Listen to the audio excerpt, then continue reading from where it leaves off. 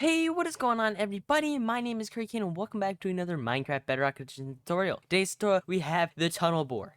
Now, this is very similar to my last design, and normally I wouldn't make a remake of a design if there wasn't a noticeable difference. Now, this may not look noticeable, but it has a very huge impact on the user's use of it. Before, you always had to press a button to activate it, and it would always fall off, then you replace it, and then you'd have to actually aim to press the button. It was a whole process, and I honestly don't know why I did that. So for this redesign, I had to quickly change up the ending part of this, and I added in a trapped chest as the activation, since it won't break off, and it's kind of hard to miss when opening it. Also, in today's episode, I'm wearing the removed green axolotl onesie, as requested by a couple people in the last episode. And we're running out of axolotl onesies to actually use, so I'm going to start opening this up to just any animal or mob onesie. So if you have a suggestion for just any onesie I should wear, leave down in the comments. Without further ado, let's just get straight on into the materials. So you'll need 8 of any block, 3 ancient debris. Yes, it does have to be ancient debris. You'll need 5 slime blocks, but if you really want, you can actually use honey. 1 dispenser, 3 observers, 1 sticky piston,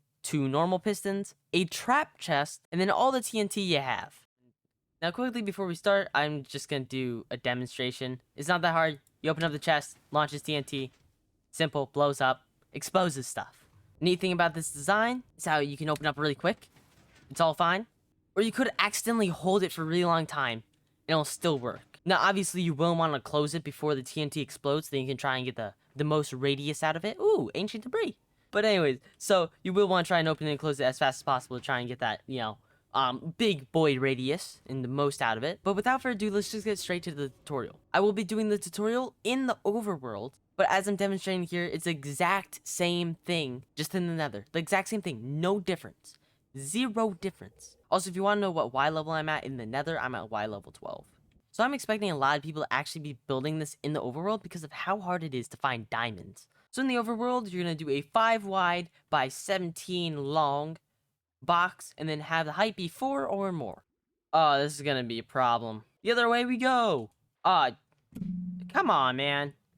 Hopefully this solves my problem. Now that we have our entire hole finished, we're gonna go to the top. We're gonna have the TNT launcher part of it. 3 blocks away from the wall, and on the third one, place a block and go 2 more back. On the last one you place, you're gonna jump place a dispenser facing upwards. Next, we're gonna go around and crouch place an observer on that, and have it going into a slime block. On top of the slime block, facing back towards the dispenser, we're gonna have a normal piston, like so. And on top of this observer, we're gonna have a slime block. On the side of this slime block, going back towards the normal piston, we're going to have a sticky piston. We're going to have the sticky piston going into a slime block. In between these 2 slime blocks, you're going to place another slime block. Then on the side of this observer, below the sticky piston, we're going to place another slime block. Then on the side of the slime block and the dispenser, we're going to have our trap chest. Now, place a temporary block, so to the point where you can place an observer facing into the slime block, and that's exactly what we're going to do.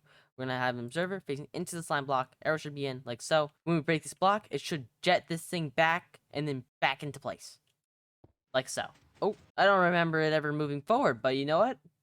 It didn't go anywhere. That scared me. Anywho, back to the front. We're going to have an observer facing out of that bottom block, and then piston facing out of that. Then we're going to go 2 blocks, and on the second block, so there should be a block in between of the piston and the block now. We're going to place this block and then 4 more to make 5. 1, 2, 3, 4, 5. Then at the very end, we're going to add in 2 more cinnamon buns. And because that moved forward, I need to add another layer. I don't know why that happened. That didn't work the 2 other times I built this. And if it does for you, just take out 1 more layer so that has enough room to push forward. Last but not least, chuck in your TNT into this top dispenser and in the dispenser. I don't know what I'm talking about. And now you can open your trap chest. It should launch the TNT forward. You close out of it. It should extend it all out, and then kablooey. Oh, you get all your gorgeous items, and hopefully you find some diamonds. If you also want to ride on this thing, just simply stand where the piston and the observer is, and it'll push you forward each time you open that up.